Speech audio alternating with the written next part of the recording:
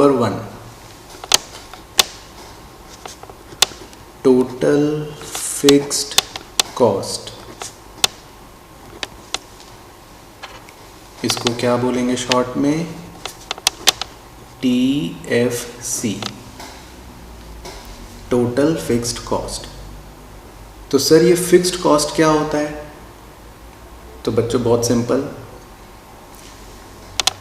Fixed cost का मतलब है which do not change with change in output. जैसे फॉर एग्जाम्पल मैं आपको एक बहुत ही सिंपल एग्जाम्पल लेके समझाता हूँ। सपोज मैंने एक नई फैक्ट्री सेटअप करी, जिसके लिए मैंने इस लैंड को 1 लाख रुपए महीने के हिसाब से रेंट पर ले लिया। तो मैंने एक नई फैक्ट्री स्टार्ट करी और उस फैक्ट्री के लिए मैंने लैंड को 1 लाख रुपए महीने के रेंट पर ले लिया। ठीक है सर। अब सपोज पहले महीने मैंने इतना आउटपुट बनाया, मान लो मैंने 5 डब्बे बनाए, ये मेरा आउटपुट है। तो मैंने 5 आउटपुट बनाया पहले महीने। तो पहले महीने मैंने 1 लाख रुपए रेंट दिया और 5 डब्बों का आउटपुट बनाया। इसके बाद दूसरे महीने, इस बार मैंने प्रोडक्शन बढ़ा दी। इस बार मेरी फैक्ट्री में 10 डब्बे बने, आउटपुट बढ़ गया, 10 डब्बे बढ़े। लेकिन अगर मैं रेंट की बात करूं तो दूसरे महीने भी मैंने कितना रेंट दिया होगा, 1 लाख रुपए महीना। उसके बाद तीसरे महीने पता है बच्चों क्या हुआ? मेरी फैक्ट्री में सारे वर्कर्स ने स्ट्राइक कर दी। उन्होंने कहा कि नहीं, हम तो काम ही नहीं करेंगे। लो, यानी कि 0 आउटपुट। इस महीने तो फैक्ट्री में एक भी डब्बा नहीं बना। तो मैं आपसे पूछता हूं, पहले जिस महीने मेरी फैक्ट्री में एक भी आउटपुट नहीं बना, क्या उस महीने मुझे रेंट पे करना पड़ेगा, या मैं अपने लैंडलॉर्ड को बोल दूंगा कि नहीं सर, इस महीने तो कोई प्रोडक्शन ही नहीं हुआ, मैं आपको रेंट नहीं दे सकता लैंड का? बिल्कुल सही भाई, लैंडलॉर्ड तो कहेगा कि नहीं, हमें तो अपना रेंट देना ही देना है। तो बेटा जो ये रेंट है, ये जो आप 1 लाख रुपए महीना पे करते हो, it is your fixed cost, जिसका मतलब है which do not change with the change in output. Output चाहे 5 था, चाहे 10 था, चाहे 0 था, मुझे ये फिक्स्ड कॉस्ट तो हर महीने पे करनी ही करनी है। तो इसको बोलते हैं फिक्स्ड कॉस्ट।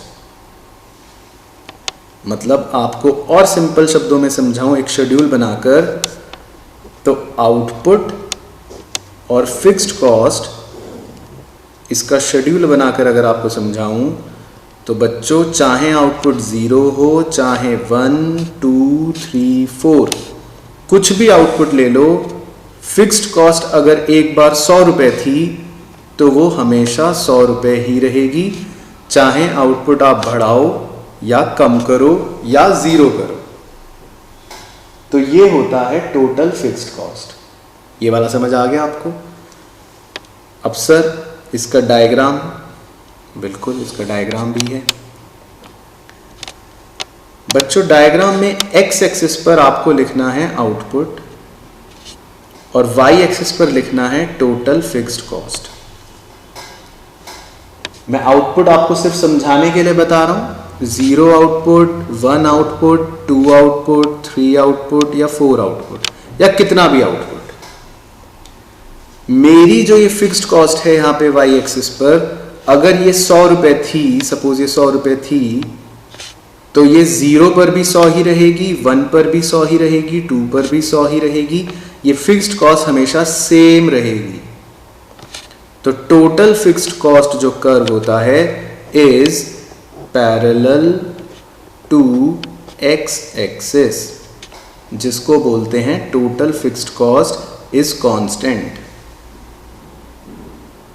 तो ये होता है बच्चों टोटल फिक्स्ड कॉस्ट, उसका शेड्यूल, उसका डायग्राम, उसकी प्रॉपर्टी। ये वाला समझ आ गया सबको?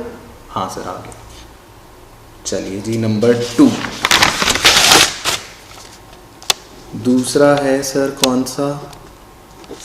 दूसरी तरह की कॉस्ट होती है बच्चों टोटल वेरिएबल कॉस्ट, प्यार से बोलेंगे TVC, टोटल वेरिएबल कॉस्ट।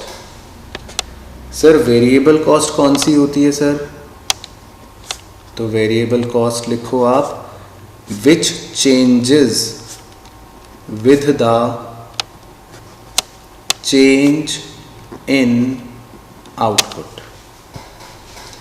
तो सर ये भी हमें फैक्ट्री वाले एग्जांपल से समझाओ आप। ठीक है सर, ये लो जी, ये रही फैक्ट्री,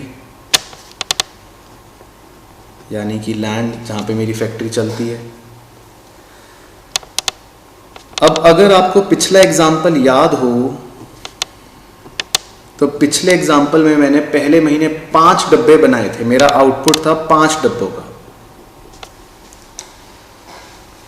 तो इस आउटपुट को बनाने के लिए मैंने कुछ ना कुछ रॉ मटेरियल खरीदा ही होगा। हाँ सर खरीदा होगा।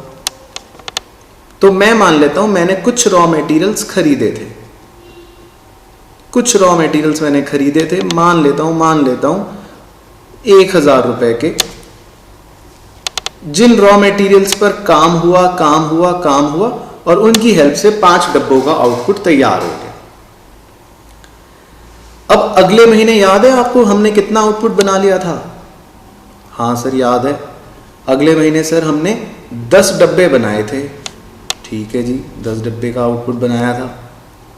तो आप मुझे बताओ बच्चों, जब अगले महीने मैंने ज्यादा आउटपुट बनाया था तो अगले महीने क्या मैं वही सेम 1000 रुपए का रॉ मटेरियल खरीदूंगा तो उतने ज्यादा डब्बे बन जाएंगे, या जब मेरे को ज्यादा डब्बे बनाने थे तो मैंने ज्यादा रॉ मटेरियल खरीदा होगा? आप बच्चे मुझे बताएं सोच के कि क्या सेम रॉ मटेरियल में जिसमें मैंने 5 डब्बे बनाए थे, क्या उतने ही सेम रॉ मटेरियल में मैं 10 डब्बे बना सकता हूं क्या?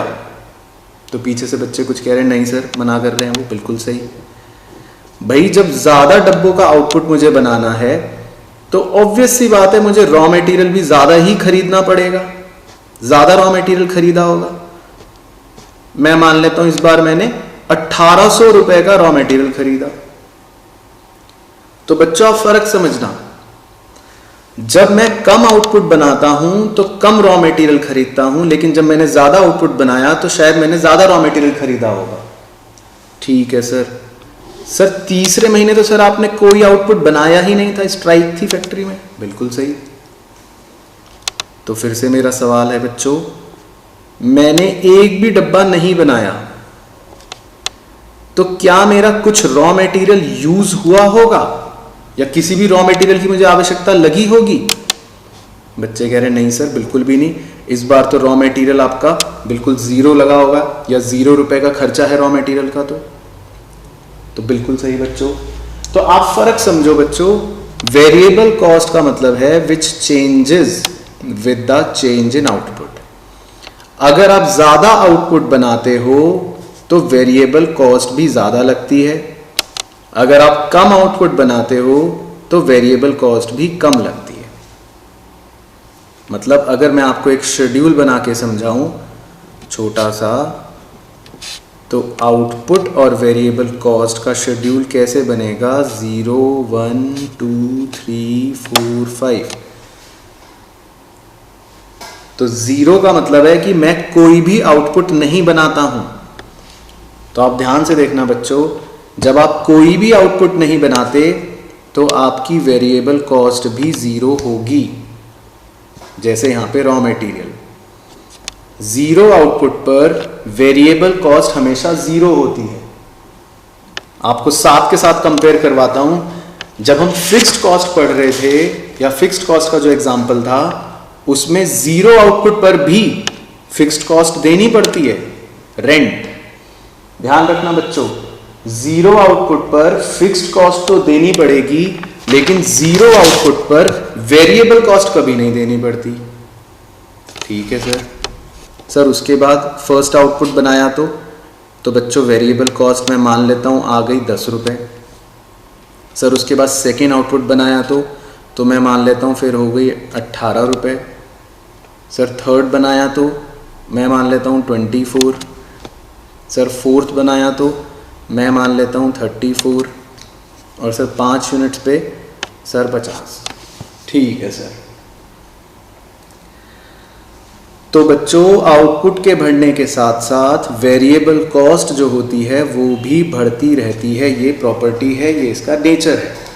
ठीक है सर, समझ गए वेरिएबल कॉस्ट जो चेंज होती है।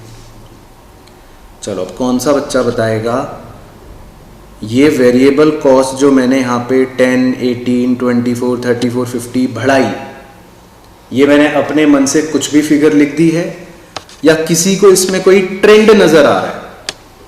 देखें सारे बच्चे ध्यान से कि क्या इसमें किसी को कोई ट्रेंड नजर आ रहा है क्या, या मैंने अपने मन से कुछ भी लिख दिया? हाँ जी पीछे। ठीक है, बच्चा कह रहा है सर पहले 0 से 10 हुआ यानी 10 की बढ़ोतरी हुई, फिर 10 से 18 हुआ यानी 8 की बढ़ोतरी हुई, फिर 18 से 24 हुआ यानी 6 की बढ़ोतरी हुई। तो बच्चा कह रहा है सर थर्ड आउटपुट तक तो आपने डिमिनिशिंग रेट से इसको बढ़ाया, पहले 10 से बढ़ाया, फिर 8 से बढ़ाया, फिर 6 से बढ़ाया। बच्चों इसको डिमिनिशिंग रेट बोलते हैं, यानी बढ़ तो रहा है, ये वेरिएबल कॉस्ट बढ़ तो रही है लेकिन डिमिनिशिंग रेट से बढ़ रही है, धीरे धीरे बढ़ रही है। पहले 10 बढ़ी, फिर थोड़ा कम बढ़ी 8, फिर थोड़ा और कम बढ़ी 6। उसके बाद बच्चे ने कहा कि सर उसके बाद जो बढ़ोतरी हुई वो 10 से हुई और फिर उसके बाद जो बढ़ोतरी हुई वो तो 16 रुपए से हुई। तो बच्चों आप ध्यान से देखो, पहले ये बढ़ोतरी जो हुई वो डिमिनिशिंग रेट से हुई थर्ड आउटपुट तक, और फिर उसके बाद ये बढ़ोतरी 10 और फिर 16 यानी इंक्रीजिंग रेट से हुई।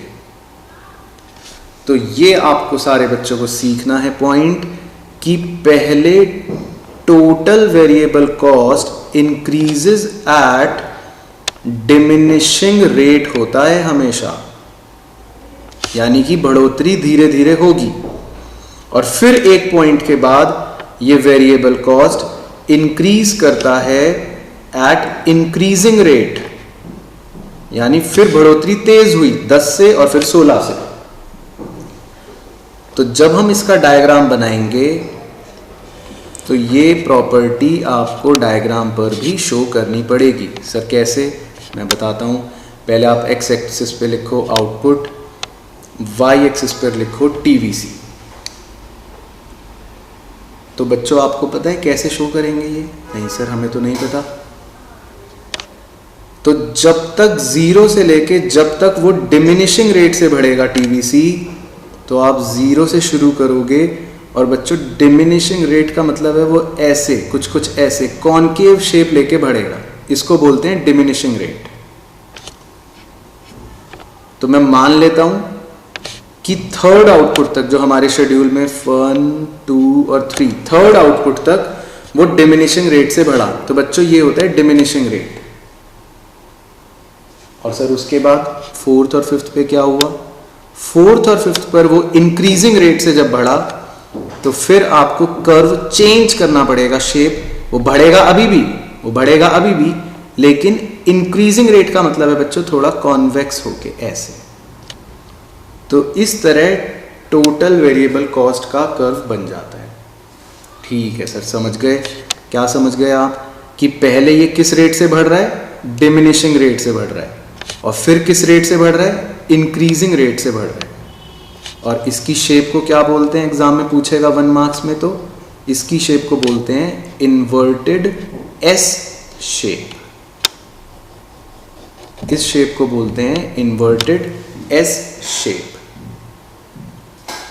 तो आपको पहले 2 तरह की कॉस्ट समझ में आ गई बच्चों को? सर कौन कौन सी?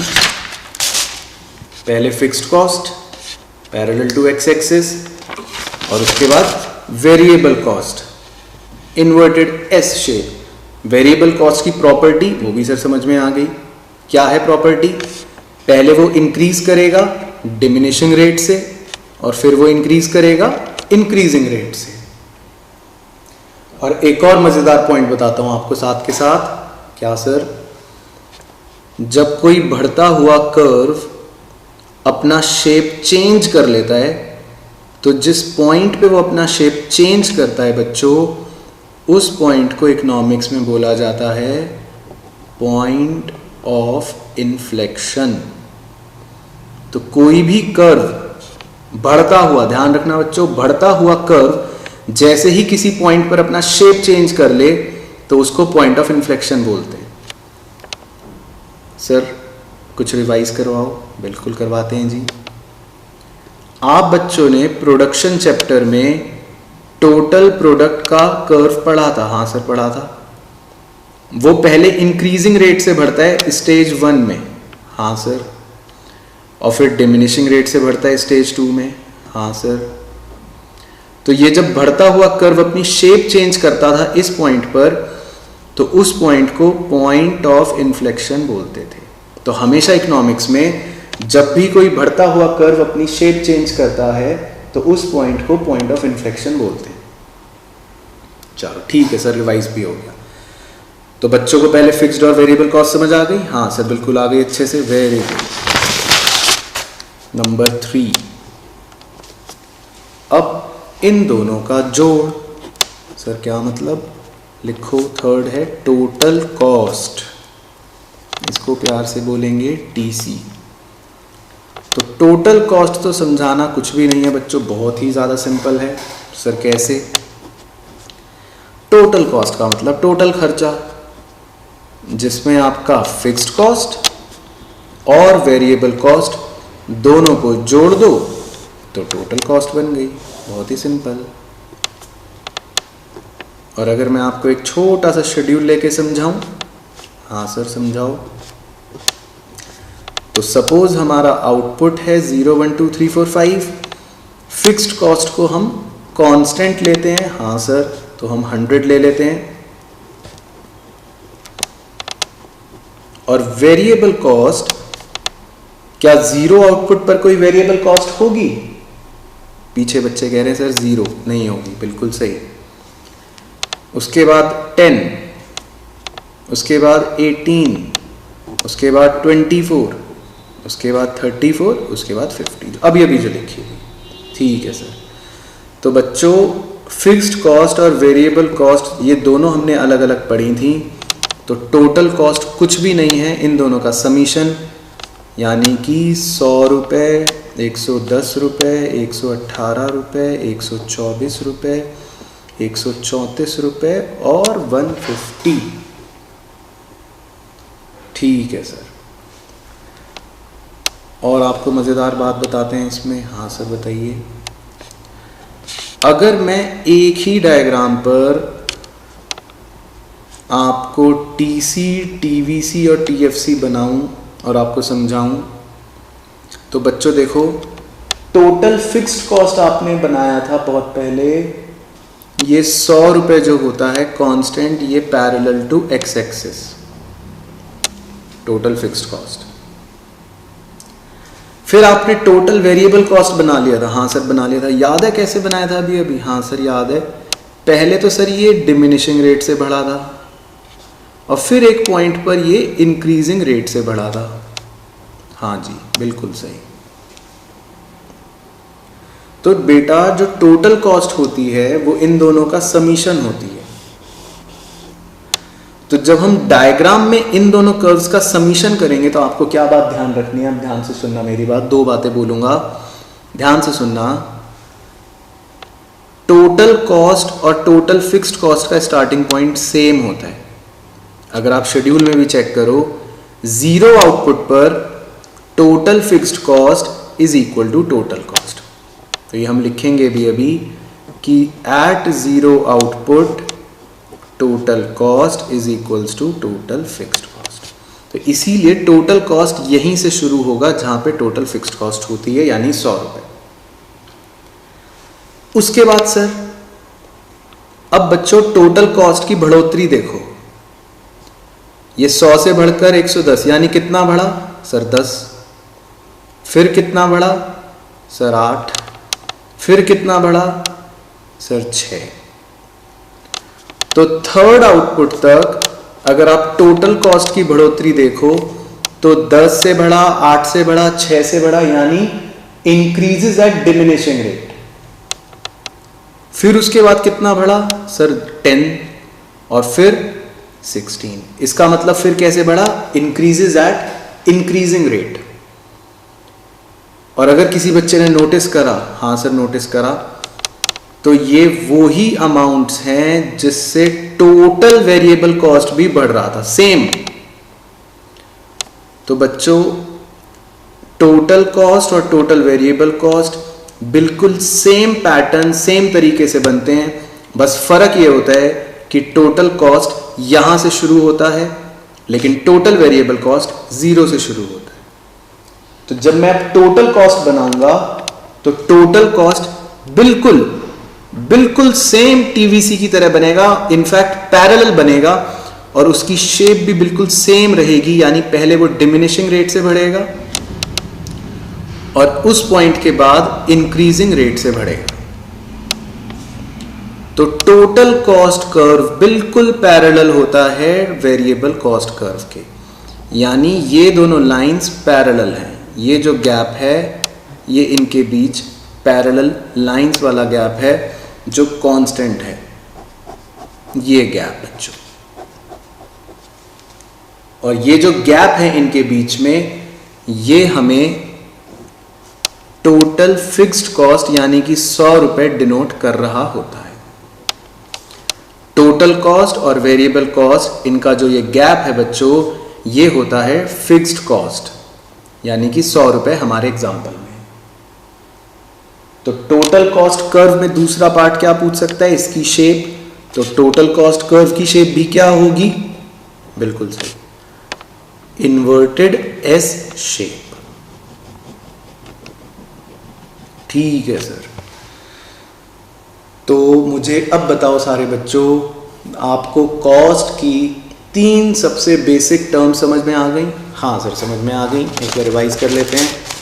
पहले आपने कौन सी सीखी, फिक्स्ड कॉस्ट जो कांस्टेंट रहेगी।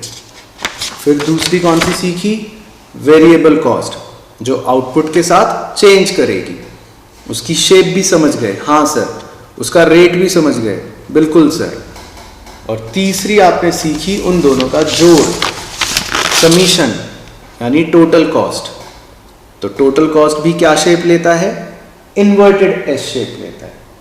और टोटल कॉस्ट किसके पैरेलल होता है, वेरिएबल कॉस्ट के पैरेलल होता है। ठीक है सर। चलो अब आगे करते हैं। तो आपने 3 कॉस्ट तो समझ ली, एक टोटल फिक्स्ड कॉस्ट, एक टोटल वेरिएबल कॉस्ट और एक टोटल कॉस्ट। तो सपोज 5 आउटपुट बनाने में आपकी फिक्स्ड कॉस्ट थी 100 रुपए, या 5 आउटपुट बनाने में आपकी वेरिएबल कॉस्ट थी 25 रुपए। तो बताओ बच्चों, 5 आउटपुट बनाने में आपकी टोटल कॉस्ट कितनी हो जाएगी? सर दोनों को जोड़ दो, बिल्कुल सही, 125 रुपये। तो अब हम जो आगे सीख रहे हैं बच्चों, वो अब हम सीखेंगे एवरेज, यानी कि पहले हम सीखेंगे average fixed cost. Average fixed cost का मतलब होता है बच्चों, एवरेज फिक्स्ड कॉस्ट होती है, मैं आपको समझाता हूं, इसका मतलब है per unit fixed cost. Sir per unit fixed cost का मतलब, पर यूनिट फिक्स्ड कॉस्ट का मतलब होता है बच्चों कि जितनी भी आपकी फिक्स्ड कॉस्ट आई है वो पर यूनिट, यानी एक यूनिट की कितनी। तो आपको यूनिट मतलब आउटपुट से उसको डिवाइड करके निकालना पड़ेगा, बहुत ही सिंपल। तो अगर मैं आपसे पूछूं कि बच्चों 5 आउटपुट की फिक्स्ड कॉस्ट थी 100 रुपए, तो बताओ पर यूनिट यानी एक यूनिट की एवरेज फिक्स्ड कॉस्ट क्या होगी? तो बच्चे कहेंगे सर 100 डिवाइडेड बाय 5 यानी 20 रुपए। तो बच्चों इसको बोलते हैं एवरेज फिक्स्ड कॉस्ट।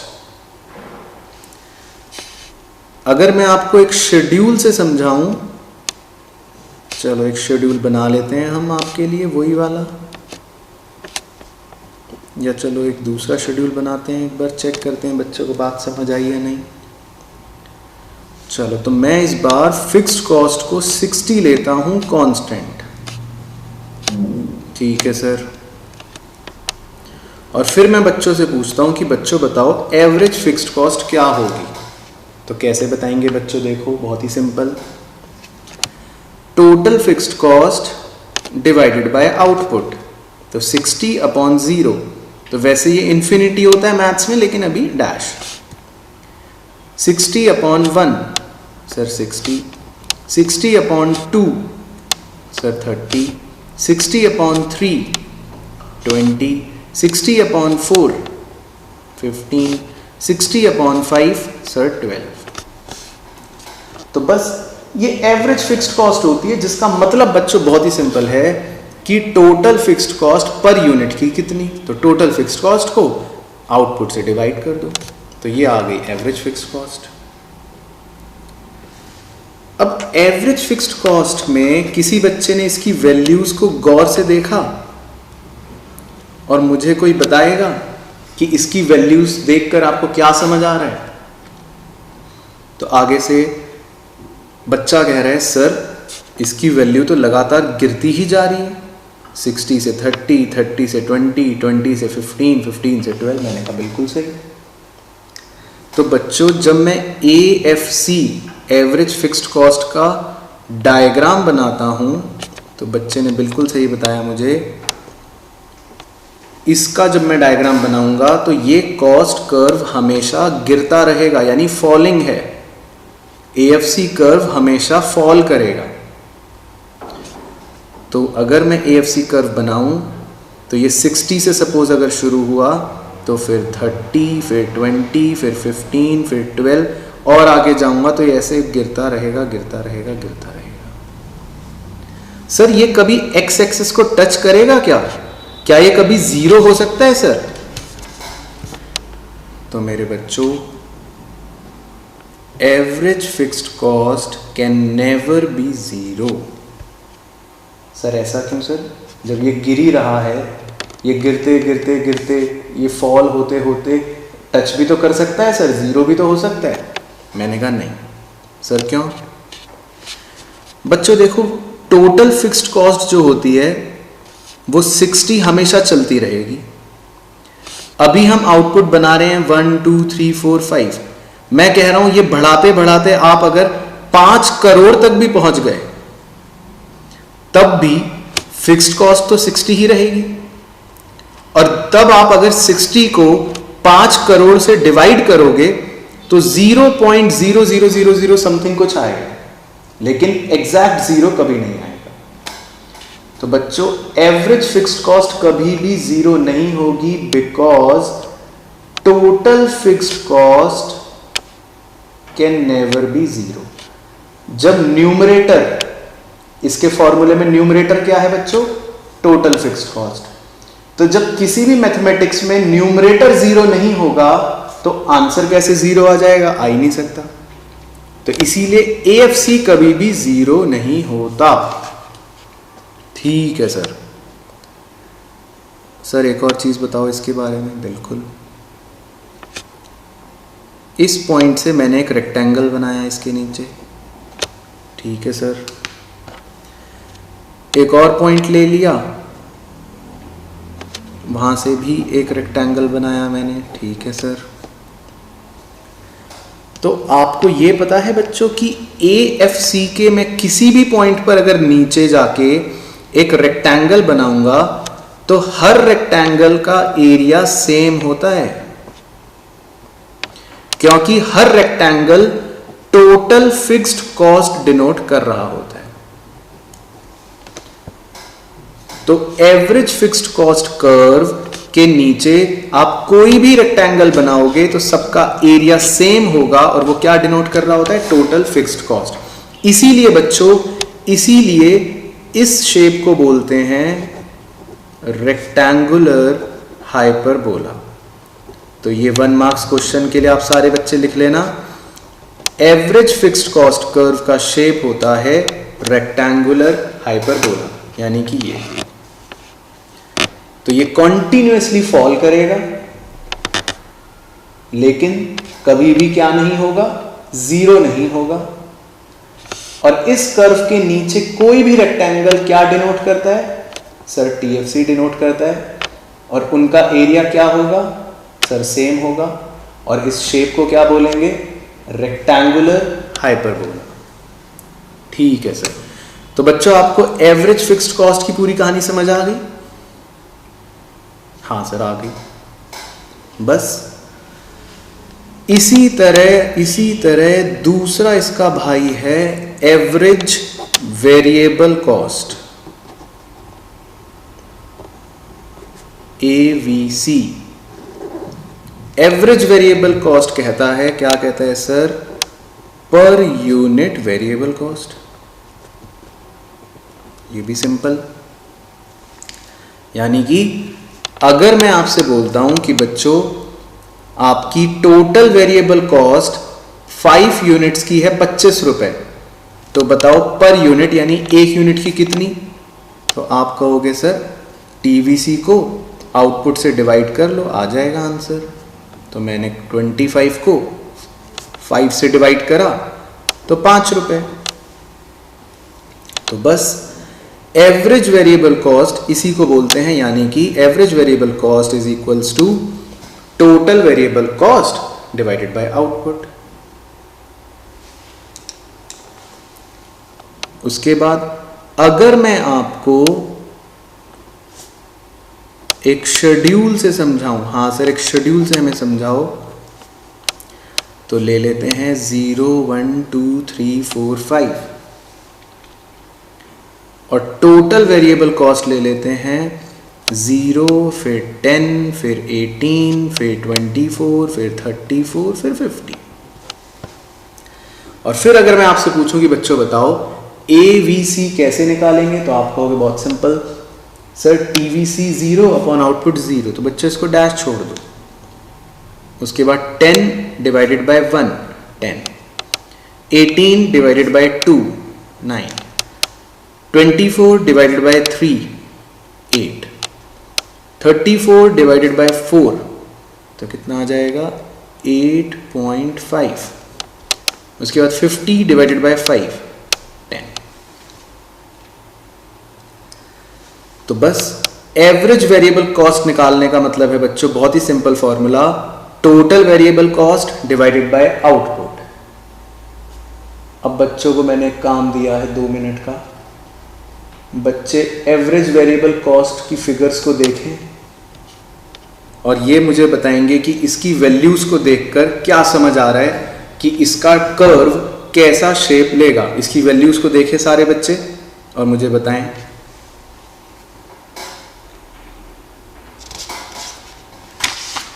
तो वैल्यूज देखकर बच्चे कह रहे हैं सर एवरेज वेरिएबल कॉस्ट जो है, बच्चे कह रहे थे कि सर पहले तो ये कम हो रहा था। मैंने कहा हाँ बच्चों एक बार दिखा देता हूँ आपको भी। बच्चों ने कहा सर पहले तो ये कम हुआ, 10 से 9 हुआ, 9 से 8 हुआ, लेकिन सर फिर उसके बाद 8 के बाद ये बढ़ गया, 8.5 हो गया और फिर 10 हो गया। तो सर ये तो पहले कम हो रहा है और फिर बढ़ रहा है।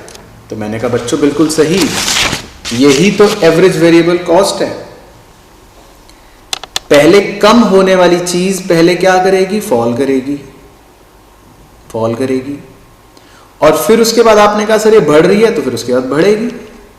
बस तो एवरेज वेरिएबल कॉस्ट बिल्कुल अपनी वैल्यूज के हिसाब से ही बनता है, यानी कि पहले ये फॉल करेगा, ये इसका मिनिमम पॉइंट मान लेते हैं, तो पहले ये फॉल करेगा और फिर ये राइज करेगा। बहुत ही सिंपल।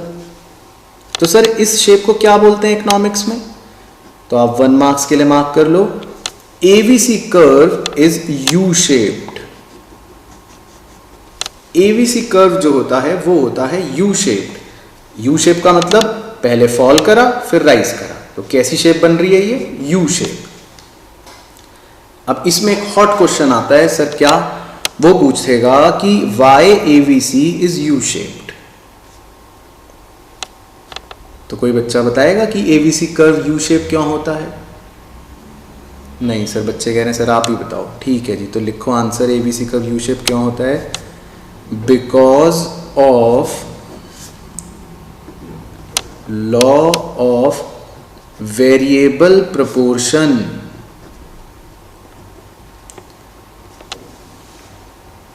तो अगर 1 मार्क्स में पूछेगा कि ये एबीसी कर्व यू शेप क्यों होता है, तो आप रीजन लिखना because of law of variable proportion. इसको डिस्कस करेंगे डिटेल में बाद में, जब हम पूरा पढ़ेंगे। तो अभी हम इसमें ज़्यादा नहीं जाएंगे, अभी सिर्फ 1 मार्क्स के लिए आप लिख लेना यू शेप क्यों होता है? Because of law of variable proportion. तो इतने पार्ट को अभी अलग रख देते हैं, क्योंकि हमने इसके बारे में अभी नहीं पढ़ना। आप वैल्यूज को देखकर मुझे बताओ, आपको एक कर्व समझ आया? पहले फॉल करेगा फिर राइज करेगा। ठीक है सर, ये भी समझ आ गया हमें, बहुत अच्छे। तो आपको एवरेज फिक्स्ड कॉस्ट भी समझ आ गई, एवरेज वेरिएबल कॉस्ट भी समझ आ गई, और इनका तीसरे तरह की एवरेज कॉस्ट यानी कि एसी, जिसको बोलते हैं एवरेज कॉस्ट। तो एवरेज कॉस्ट क्या होगी बच्चों? अब आप बताओ अपना दिमाग लगा के कि एवरेज कॉस्ट क्या होगी। बस बच्चों ने सही दिमाग लगाया। बच्चे कह रहे हैं सर एवरेज कॉस्ट होगी total cost divided by output. Very good, बिल्कुल सही। यानी 125 डिवाइडेड बाय 5। तो ये कितनी बन जाएगी? बच्चे कह रहे हैं सर 25 रुपये। तो इसको बोलते हैं बच्चों एवरेज कॉस्ट। तो अगर मैं एक शेड्यूल, तो इसका अगर मैं आपको वही एक शेड्यूल लेके समझाऊं तो देखते हैं। आउटपुट ले लेते हैं 0 1 2 3 4 5। टोटल कॉस्ट हमने लिखी थी अपने उस शेड्यूल में 100, फिर 110, फिर 118, फिर 124, फिर 134 और फिर 150। तो अगर मैं अब आपसे पूछूं कि बताओ बच्चों एवरेज कॉस्ट क्या होगी, तो आप कहोगे sir total cost divided by output. तो 100 डिवाइडेड बाय 0 इन्फिनिटी होता है, लेकिन आप डैश लिखना। उसके बाद 110 डिवाइडेड बाय 1 110, 118 डिवाइडेड बाय 2 59, उसके बाद 124 डिवाइडेड बाय 3 41.33, उसके बाद 134 डिवाइडेड बाय 4 33.5, उसके बाद 150 डिवाइडेड बाय 5 30। मैं और ले लेता हूं, 6th यूनिट 185, 7th यूनिट 250। तो सर फिर क्या होगी एवरेज कॉस्ट? तो 185 डिवाइडेड बाय 6 30.83, उसके बाद 250 डिवाइडेड बाय 7 35.7। तो बच्चों एवरेज कॉस्ट कुछ भी नहीं है। एवरेज कॉस्ट का मतलब total cost divided by output. ठीक है सर। अब आप बच्चे एवरेज कॉस्ट की वैल्यूज को भी ध्यान से देखें और इसकी वैल्यूज को ध्यान से देखकर मुझे बताएं कि क्या लग रहा है इसकी वैल्यूज को देखने से। तो पीछे से बच्चे बताने के लिए कह रहे हैं कि सर हम बताएंगे। हाँ जी बताइए। सर पहले ये कम हुई, कम हुई, कम हुई और कम हुई। 5th यूनिट तक ये कम होती रही, फिर उसके बाद सर ये थोड़ा सा बढ़ी, फिर ये और बढ़ गई। यानी एवरेज कॉस्ट भी बिल्कुल बिल्कुल एवीसी की तरह पहले फॉल करेगी और फिर उसके बाद राइज करेगी। तो एवरेज कॉस्ट कर्व कैसा शेप ले लेगा, आप बच्चे मुझे बताएं, इस शेप को क्या बोलेंगे? बिल्कुल सही, बच्चे कह रहे हैं यू शेप्ड। तो यू शेप का मतलब होता है बच्चों कि पहले ये कॉस्ट कम हो रही है, फॉल कर रही है, और फिर एक पॉइंट के बाद राइज कर रही है। तो ये सबको समझ आ गया? हाँ सर आ गया। 1 नंबर का क्वेश्चन पूछूं? हाँ सर पूछो। बताओ बच्चों, why average cost is U shaped? बताओ बच्चों। बच्चे कह रहे हैं sir because of law of variable proportion. Very good, बिल्कुल सही। तो 1 मार्क्स के लिए आपको इसमें यू शेप का आंसर अगर क्वेश्चन पूछेगा तो आपको इसमें यही लिखना है, because of law of variable proportion, जिसकी डिटेल हम बाद में डिस्कस करेंगे। तो अब आप मुझे बताओ सारे बच्चों, मैंने आपको टोटल 6 तरह की कॉस्ट पढ़ा दी। पहले टोटल फिक्स्ड कॉस्ट, फिर टोटल वेरिएबल कॉस्ट, फिर टोटल कॉस्ट, फिर एवरेज फिक्स्ड कॉस्ट, फिर एवरेज वेरिएबल कॉस्ट, फिर average cost. Total fixed cost की shape sir parallel to x axis. Total variable cost की shape sir inverted S. Total cost की shape sir वो भी inverted S. Very good. उसके बाद AFC average fixed cost की shape sir rectangular hyperbola. ठीक है जी। उसके बाद एवरेज वेरिएबल कॉस्ट की शेप सर यू शेप। उसके बाद एवरेज कॉस्ट की शेप सर वो भी यू शेप। और बच्चों यू शेप होने का reason sir law of variable proportion. तो आप पहले बच्चे मुझे बताओ, आप सबको ये 6 कॉस्ट समझ में आ गई? बच्चे कह रहे हैं हाँ सर आ गई। चलो बहुत अच्छे, वेरी गुड। अब इसके बाद एक इंपॉर्टेंट डायग्राम मैं आपको सिखाता हूं।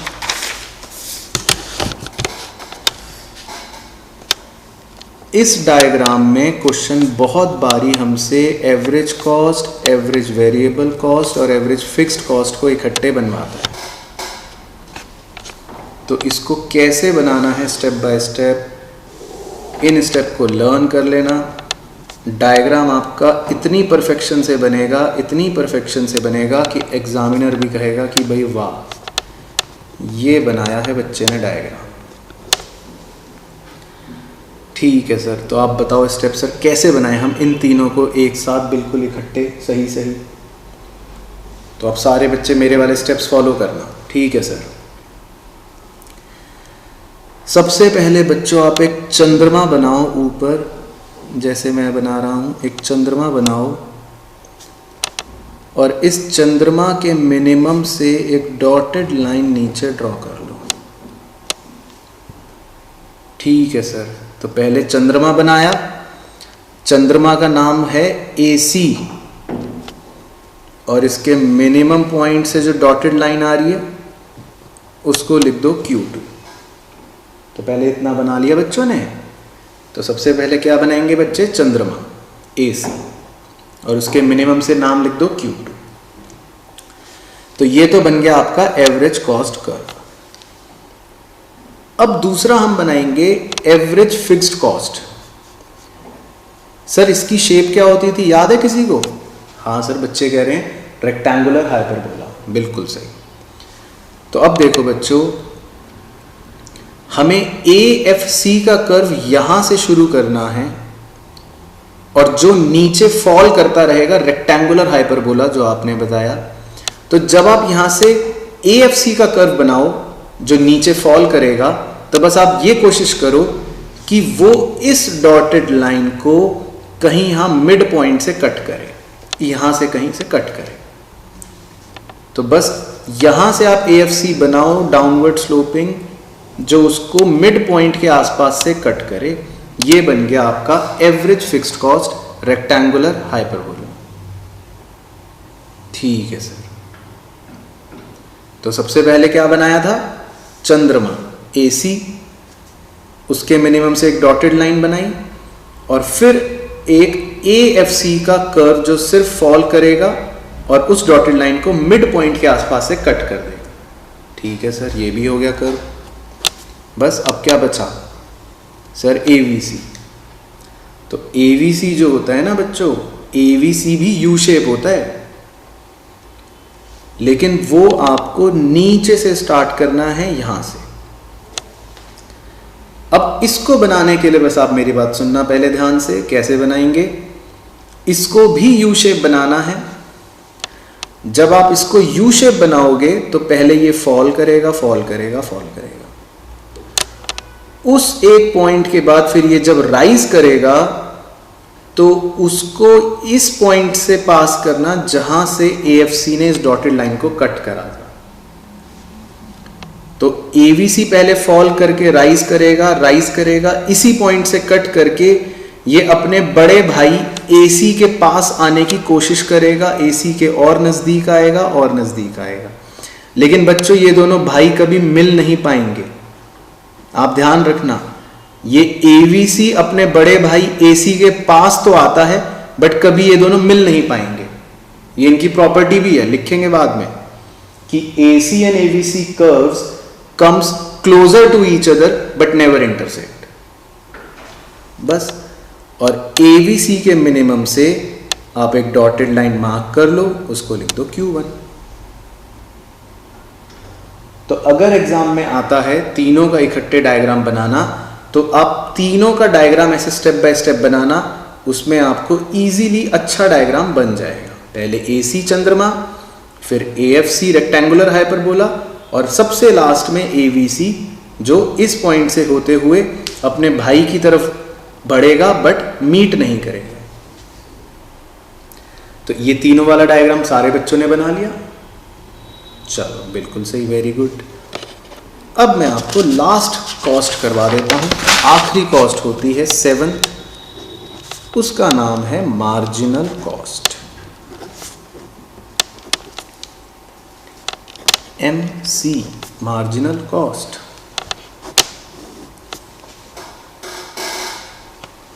तो सर मार्जिनल कॉस्ट क्या होती है सर ये? चलो तो पहले लिखते हैं, एडिशनल वेरिएबल कॉस्ट। बच्चों मार्जिनल कॉस्ट का मतलब है एडिशनल वेरिएबल कॉस्ट। तो मैं आपको एक एग्जांपल से समझाता हूं। थोड़ी देर पहले आपने वेरिएबल कॉस्ट यानी कि TVC बनाया था। हाँ सर, 0, 10, 18, 24, 34 और 50। हाँ सर बनाया था। तो बच्चों मार्जिनल कॉस्ट आपको पता है क्या होती है? सर बताओ क्या होती है? मार्जिनल कॉस्ट का मतलब है बच्चों कि वेरिएबल कॉस्ट में कितना एडिशन हुआ। एक यूनिट बढ़ाने में वेरिएबल कॉस्ट में कितना एडिशन हुआ, यानी कि एडिशनल वेरिएबल कॉस्ट। तो वेरिएबल कॉस्ट में कितनी बढ़ोतरी हुई? 0 से बढ़कर 10 यानी कि 10, फिर 10 से बढ़कर 18 यानी कि 8, 18 से बढ़कर 24 यानी कि 6, 24 से बढ़कर 34 यानी कि 10 और 34 से बढ़कर 50 यानी कि 16। तो बच्चों जो हमने भी थोड़ी देर पहले भी करा था कि ये कर्व, ये कॉस्ट कैसे कैसे बढ़ रही है, ऐसे ऐसे बढ़ रही है, इसी को बोलते हैं मार्जिनल कॉस्ट।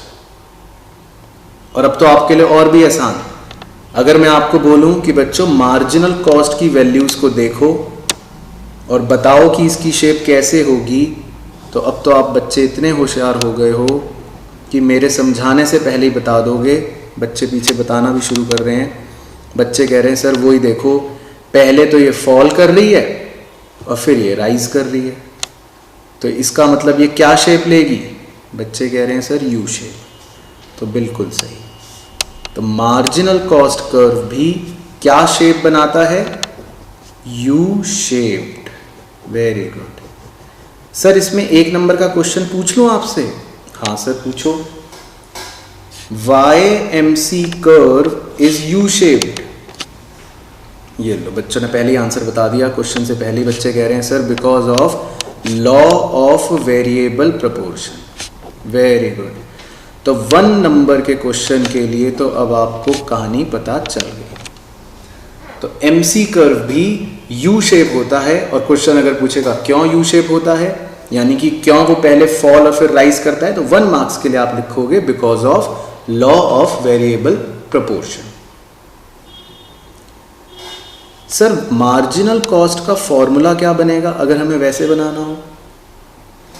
तो बच्चों पहले लिखो change in TVC divided by change in output. अगर फॉर्मूला लिखना है तो आप पहले लिखो change in TVC divided by change in output. तो मैं आपको एक एग्जांपल से समझाता हूं इस फॉर्मूले की कहानी। फॉर एग्जांपल मैंने आउटपुट लिखा 2 और वेरिएबल कॉस्ट लिखी 14, फिर आउटपुट लिखा 5 और वेरिएबल कॉस्ट लिखी 29, और मैंने पूछा बताओ बच्चों 5th आउटपुट पर मार्जिनल कॉस्ट कितनी है, यानी एडिशनल वेरिएबल कॉस्ट कितनी है। तो पहले हम फॉर्मूला लगाते हैं कि change in variable cost divided by change in output. तो वेरिएबल कॉस्ट में कितना चेंज हुआ, कितना चेंज हुआ जी, कितना चेंज हुआ, ये हुआ 15 डिवाइडेड बाय आउटपुट में कितना चेंज हुआ, आउटपुट में कितना चेंज हुआ, आउटपुट में 3। तो आपको पता है मार्जिनल कॉस्ट 5th यूनिट पर कितने रुपए है, 5 रुपए। तो इसको बोलते हैं बच्चों मार्जिनल कॉस्ट, यानी change in variable cost divided by change in output. बाकी आपके यहां पे आपके क्वेश्चंस में जनरली आउटपुट में गैप नहीं होता, आपके आउटपुट जनरली कॉन्टिन्यूअस होते हैं 1 2 3 4, इनमें गैप नहीं होता। और फिर अगर आपको वेरिएबल कॉस्ट दे रखी होगी तो आप डायरेक्टली एमसी कैसे निकाल सकते हैं? आपके लिए एमसी का दूसरा फॉर्मूला क्या बन जाता है, TVC at n level minus TVC at n minus 1 level. यानी कि आपको टीवीसी के लेवल से ऊपर वाला पुराना वाला टीवीसी माइनस करना है।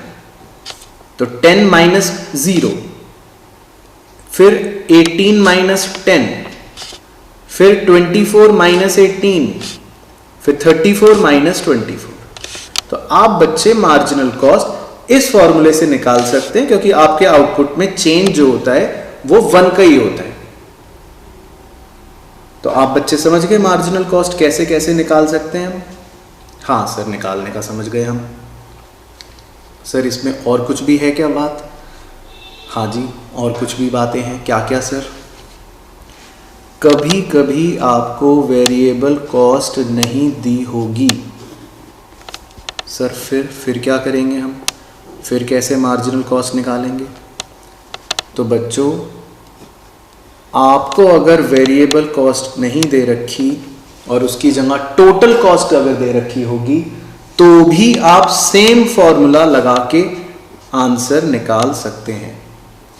तो बस आपको अगर वेरिएबल कॉस्ट नहीं दी हो सपोज, तो उसकी जगह आप टोटल कॉस्ट भी ले सकते हो।